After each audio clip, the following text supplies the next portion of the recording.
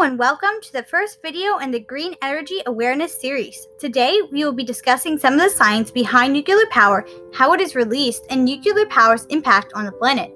So let's just jump right in. Nuclear power is a system of using thermal energy released from nuclear fission and using it to power turbines through heating water into steam. This generates electricity. The process of nuclear fission is created through firing neutrons at predominantly uranium fuel pellets. However, according to the World Nuclear Association, both plutonium and thorium may also be used. But uranium is a very abundant resource that could even be found in the ocean. Once the neutrons are fired at the uranium, the atoms can become unstable. The three subatomic particles are the proton, which exerts a positive charge, a neutron, which exerts a neutral charge, and the electron, which exerts a negative charge. The protons and neutrons reside in the nucleus or centermost core of the atom. The electrons move in the electron cloud surrounding. Each of these subatomic particles are held in by a nuclear force. However, when the uranium atoms acquire too many neutrons, they start to become unstable. When this happens, tremendous amounts of energy are released in the form of thermal energy. This heats up the water to transform it into steam and turn the turbines to generate electricity. Nevertheless, this does not take only a single pellet. Each uranium fuel pellet is stacked into a fuel rod. Approximately 200 or more of these rods are stacked together to form a fuel assembly, according to the Office of Nuclear Energy. Once one of these ceramic uranium fuel pellets receives too many neutrons, it tries to pass them on to become stable again. This creates a chain reaction of nuclear fission. Now let's review. The first question is, what is one resource that can be used as a substitute for uranium in nuclear power? The choices are A, copper, B, palladium, or C, thorium.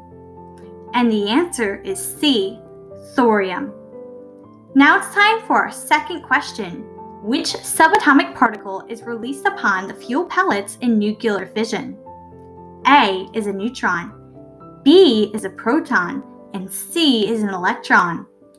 And the answer is A, neutron. Now it is time for our third and final question. How many fuel rods are commonly arranged in a fuel assembly? Is it A, 350, B, 200, or C, 200 plus?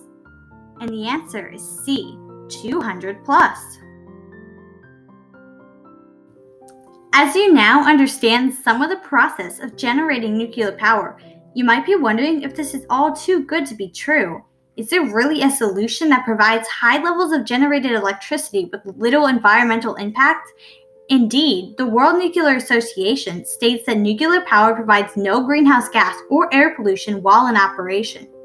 But does nuclear power really have what it takes to provide enough electricity to cut down sufficiently on our greenhouse gas emissions?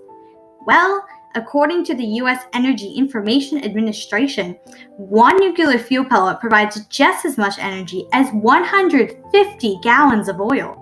The Office of Nuclear Energy reported that nuclear power provides 53% of America's clean energy. But why isn't it more? Well, one of the major issues is a large stigma associated with nuclear energy. The Center for Nuclear Science and Technology Information shed light upon many of these murky questions. In their article, quote, Myths about Nuclear Energy, end quote, one important misconception was that nuclear reactors can explode like nuclear bombs. However, this is completely incorrect, as the configuration and the substances in these bombs is simply not present in a nuclear reactor. Another concern was that there is, quote, no solution for the huge amounts of nuclear waste being generated, end quote. Again, this is simply not true, as the used fuel was only ever enough to fill one football field to the height of about 10 yards. However, 96% of this used fuel can be recycled and used again. These uranium fuel pellets are simply not a one-time use operation. Radiation is another highly discussed concern. However, only 0.005% of America's yearly radiation dose comes from nuclear power, according to the same article from the Center for Nuclear Science and Technology Information. So what can we do about it? One way to promote nuclear energy is to defend the nuclear power stations around the world. Nuclear power plants might not take up as much land as solar or wind energy, but they do in turn take a major capital investment to create. In 2019 alone, the International Energy Agency reported that 9.4 gigawatts of the nuclear capacity were shut down. A way to stop this? Petitions and public information. Persuasion and nonviolent protests can show your agencies that you care about the future of nuclear energy. Now it's time for our second and final review. On to question 1. What percentage of America's clean energy does nuclear power take up? A. 73%, B. 45%, or C. 53%? The answer is C. 53%. Now on to our second question. What is one common myth about nuclear energy? Nuclear energy produces large amounts of waste without solution. Nuclear energy releases no greenhouse gases, or nuclear power plants are expensive to build. The correct answer is A. For our third question, what percentage of nuclear fuel can be recycled and used again? Is it A. 87%, B. 96%, or C. 93%? And the answer is B. 96%. To sum this up, nuclear energy is an environmentally cautious form of energy that releases no greenhouse gases and very little waste. It in turn produces much more energy per unit of fuel than the fossil fuels such as oil and coal.